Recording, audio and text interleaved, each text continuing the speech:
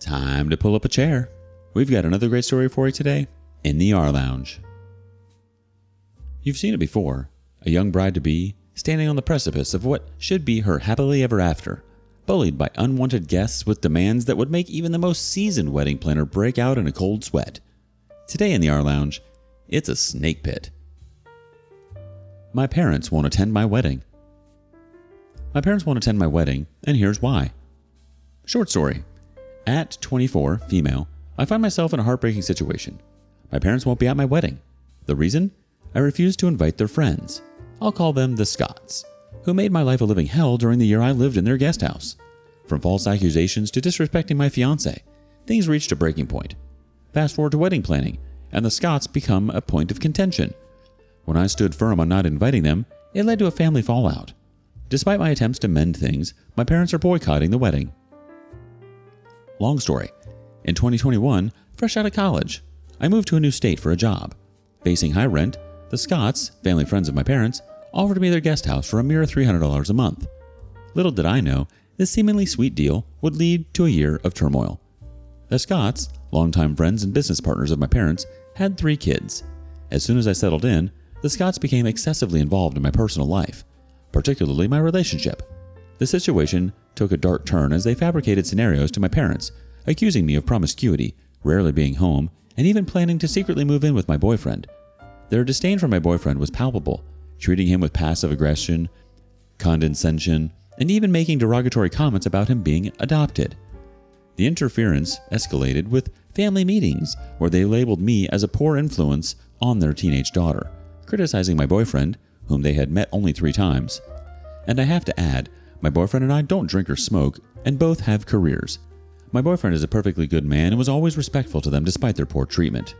The dad of the Scott family went to the extent of sharing his marriage problems and lack of a sex life, blurring the boundaries of landlord-tenant inappropriate relationships.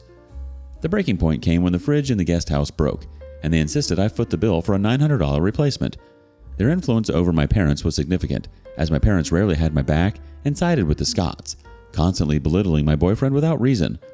By the end of 2022, I decided to move out with some girlfriends of mine, leaving without saying goodbye to avoid further confrontation. Fast forward to the summer of 2023. My boyfriend and I were living together in a new state, and he proposed. To my surprise, when he asked my parents for their blessing, they were supportive and enthusiastic. My parents were even flown out to witness our engagement. As we delved into wedding planning in the fall of 2023, my fiancé's parents generously offered to finance the wedding. Strangely, my mother declined involvement in the planning, claiming she hated it.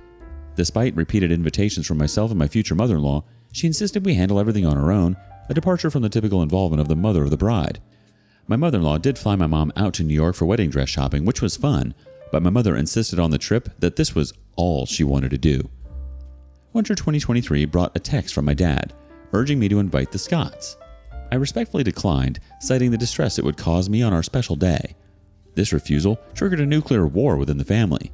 My parents, adamant about the Scots' inclusion, declared they wouldn't attend the wedding. My dad accused me of starting my happy life by destroying his, and my mother uninvited me to Christmas. In attempts to salvage the situation, I apologized and tried to explain my decision. However, my parents were unreceptive, hurling insults and baseless accusations claiming my side of the family has been canceled. My mother then flipped the script and threatened to expose details on social media of my disrespect to the family if I didn't show up for Christmas. Despite exchanging Christmas and birthday greetings via text, I've not spoken to them about the situation.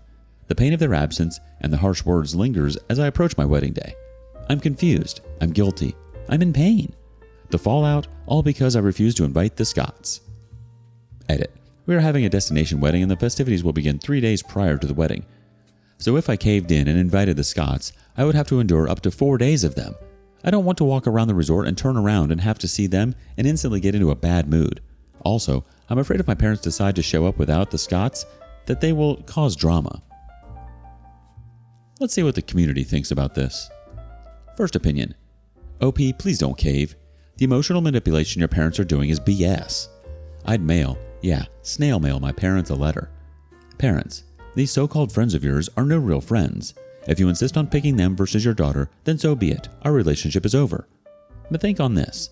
You will miss out on my wedding and any involvement with any children I may have because those people mean more to you than your daughter. I sincerely hope that you can live with yourselves and have good reason for your actions. I love you both, but I do not like you right now. You are still invited. I hope you make the right choice. OP, could those people be holding something over your parents like they loaned them money? And you could invite them, and if you go this way, I would tell your folks that they are responsible for them. If they say one bad thing to you or the spouse, they and those people will be escorted out by security.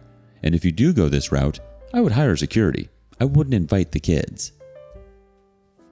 Someone else wants to chime in. I'm so sorry, but yes, this is as odd as you think it is. For some reason, I'm stuck on your father accusing you of destroying his life. Because his friends aren't invited to your wedding? How can that affect his life so dramatically? Do you know what he's talking about? The OP replies, the Scotts invest money into my dad's small business, and they split ownership 50-50. In the initial text from my parents, my dad said that he has been losing sleep for months thinking about how he was going to tell the Scotts they're not invited to my wedding. I think my dad is afraid that if he doesn't invite them, the Scotts will get pissed and pull out. This is speculation, but if this is the case, then some people are right, and this is like a blackmail thing. But I don't want to feel guilty. Why do I have to invite people who give me a visceral reaction of anxiety and stress just because my dad is afraid to tell them no? Someone else wants to add, you don't. It's your wedding and should be the happiest day of your life surrounded by people who love you and sincerely care for you. Don't feel guilty. You're not. One other person chimes in, making derogatory comments about him being adopted, criticizing my boyfriend, belittling my boyfriend. It seems like a perfectly reasonable decision for the boyfriend and his parents, who are the ones financing the wedding, to decline to invite these Scott people. I don't think the bride or her parents have a choice in this matter. The OP replies, my future in-laws don't want the Scotts there, but they would be willing to bite the bullet for me because they feel terrible about my parents not attending. They're such good people, but there's no way in hell I'm going to let that happen, especially since they are doing so much for me out of the kindness of their hearts. However, this actually came up in the argument with my parents, and my dad literally said, I don't have to ask your fiance or his mother for permission to invite who I want to the wedding of my daughter. My parents say the Scotts did everything out of protection. It makes me so angry. The age-old tale of family feuds, wedding woes, and unwanted guests. It's like a twisted version of My Big Fat Greek Wedding, except instead of a boisterous Greek family, we've got the Scotts, who seem to have missed the memo on manners. Let's break it down, shall we? We've got a bride-to-be who's caught in a tangled web of family drama, with her parents playing a starring role as the stubborn antagonists. And what's their bone of contention? None other than the infamous Scotts, who made life in their guest house a living hell. But wait, there's more. It turns out the Scotts aren't just annoying neighbors. They're also business partners with a stake in Daddy Dearest's small business. Talk about mixing family and finances like a toxic cocktail. Should she cave to their demands and invite the Scotts, risking 4 days of awkward encounters at her destination wedding? Or should she stand her ground and risk her parents boycotting the big day? Decisions. What would you do? Update. Context from my original post. At 24, I find myself in a heartbreaking situation. My parents won't be at my wedding. The reason? I refuse to invite their friends. Update. I woke up this morning to a bunch of texts from my mother. She demanded that I end my engagement, cancel the wedding, quit my job, and move back to their home. She started saying things like, I know you're unhappy. It's okay. You tried. Now it's time to come home. You have some maturing you need to do. This irks me so much. My parents literally gave their blessing for my marriage 6 months ago. Now they want me to change my entire life because they're mad they didn't get their way. I responded and said, this is my life, and if they don't want to respect my decisions, that's on them. But I am in utter shock. I am financially independent of my family. I have a great job, loving partner. How do parents come up with this crap? The community has some thoughts. Personally, I think I'm at the point in life where I would reply, thank you for the perspective. You're right. I am unhappy, and I have tried. I really thought you had the potential to be better parents, but I guess not. I do not see how moving back in with you, the problem, would fix anything except cause me even more distress. Thank you for the insight, and I'm sorry that you won't be at my wedding, but actually it's probably for the best. You are causing me the most unhappiness right now, and I am done trying to please you. I know after trying that it is a futile endeavor. Partner and I will have a great time celebrating with people who choose to support us and love us unconditionally. Good night. The next response goes something like this.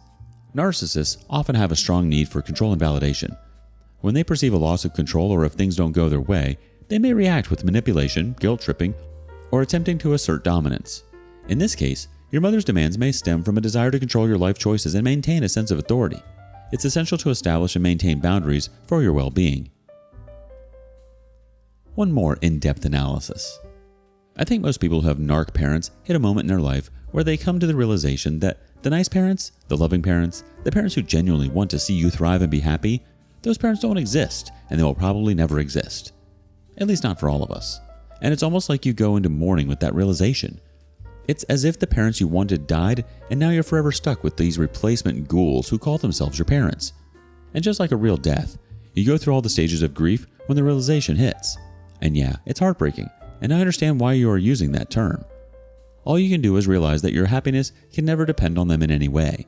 You find your own happiness, and then put boundaries up to keep them from stomping all over it.